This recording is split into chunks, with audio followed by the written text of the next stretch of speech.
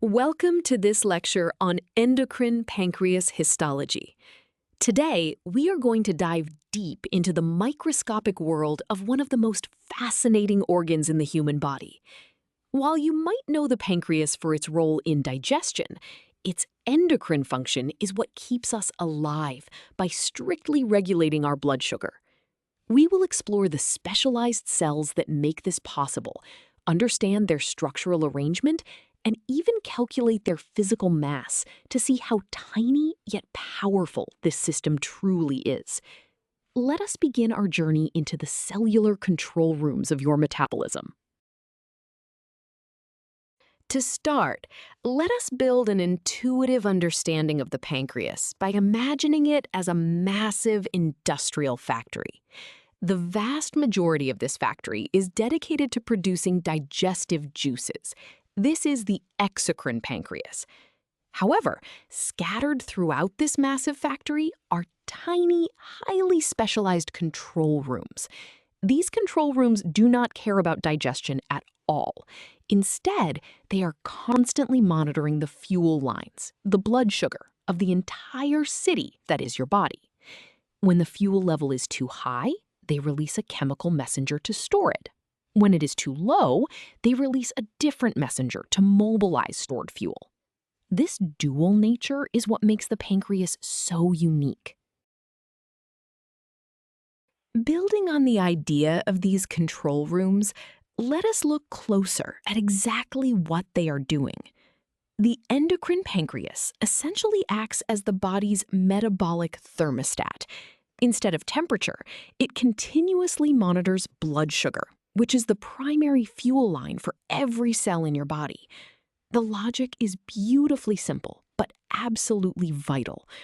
When the fuel level in the blood is too high, such as after a large meal, the control rooms release a specific chemical messenger, instructing the body to store that excess energy. Conversely, when the fuel level drops too low between meals, they release a different messenger to mobilize those stored reserves. This constant, dynamic monitoring is what keeps our energy levels stable throughout the day.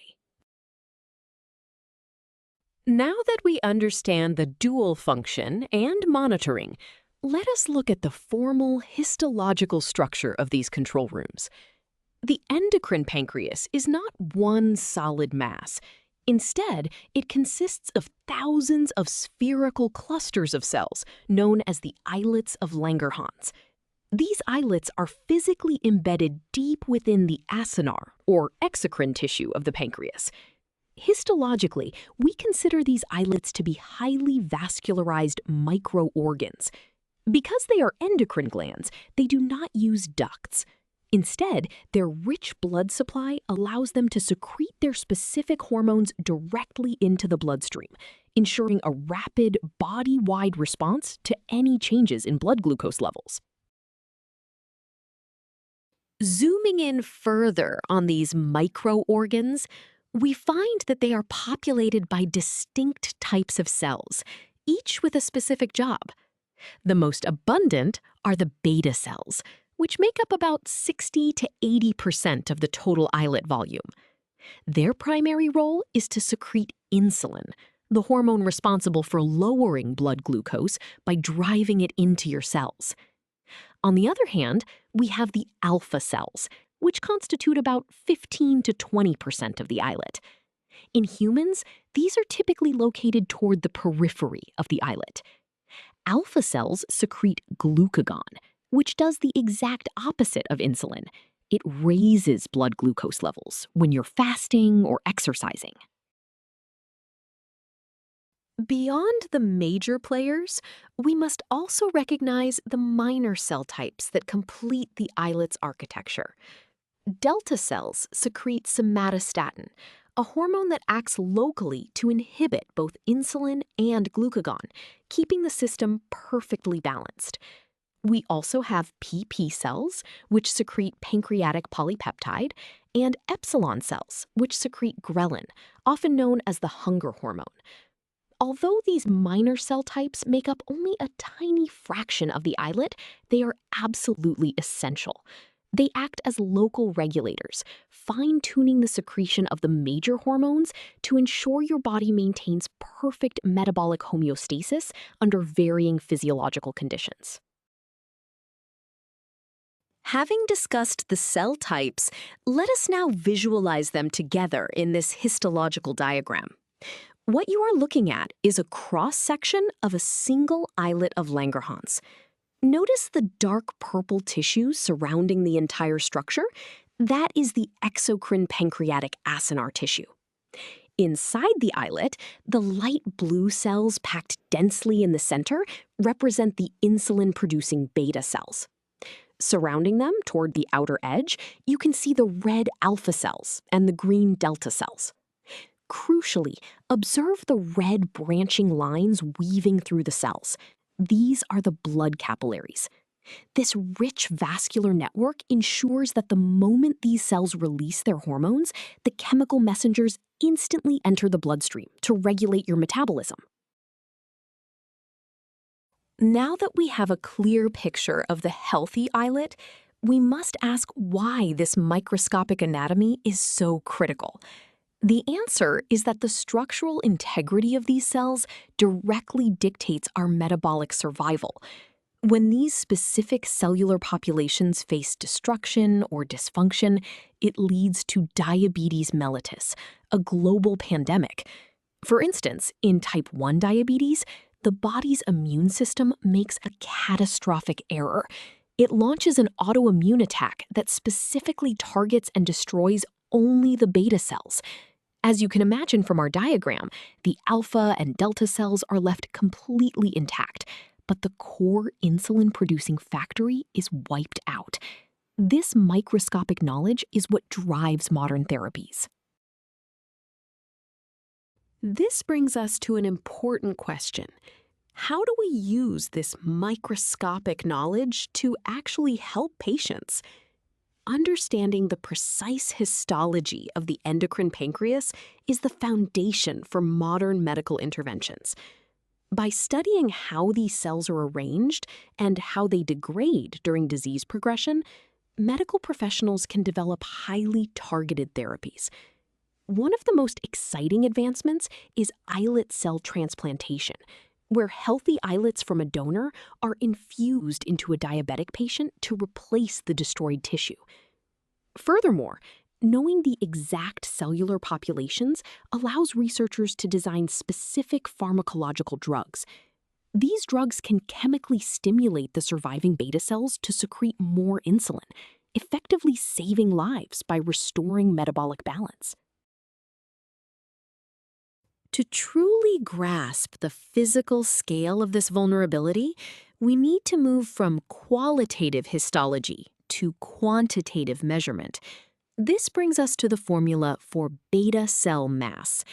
Conceptually, this formula allows us to calculate the absolute weight of just the insulin-producing tissue within the entire organ. Let us break down the symbols. The variable MB represents the total beta cell mass in grams. To find this, we start with MP, which is the total mass of the entire pancreas in grams. We then multiply by Fi, the decimal fraction representing the islets of Langerhans. Finally, we multiply by FB, the fraction of those islets that are specifically beta cells. If the total organ mass decreases, or if the beta cell fraction drops due to autoimmune attack, the total beta cell mass will plummet, leading to diabetes. Let us apply this formula to a concrete example to see how much insulin-producing tissue a healthy person actually has. We are given a healthy adult patient with a total pancreas mass of 100 grams. Histological analysis shows the islets make up 2% of the organ, and beta cells make up 70% of those islets. We are asked to calculate the total beta cell mass. First, we must convert our percentages into decimal fractions, giving us 0.02 for the islet fraction and 0.70 for the beta cell fraction.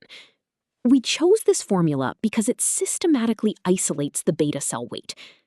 Substituting our values, we multiply 100 by 0.02 and then by 0.70. The final answer is 1.4 grams. Physically, this means that out of a 100-gram organ, a mere 1.4 grams of tissue is keeping this patient alive. Now that we have seen a healthy baseline, let us calculate the mass for a patient with long-standing type 1 diabetes. We are given a slightly atrophied total pancreas mass of 85 grams. Due to tissue loss, the islet fraction has dropped to 1%, and the beta cell fraction is severely depleted to just 5%. We are asked to find the remaining beta cell mass. Again, we convert our percentages to decimals, 0.01 and 0.05. We use the exact same formula, substituting our new diseased values. We multiply 85 by 0.01 and then by 0.05. The final answer is 0.0425 grams.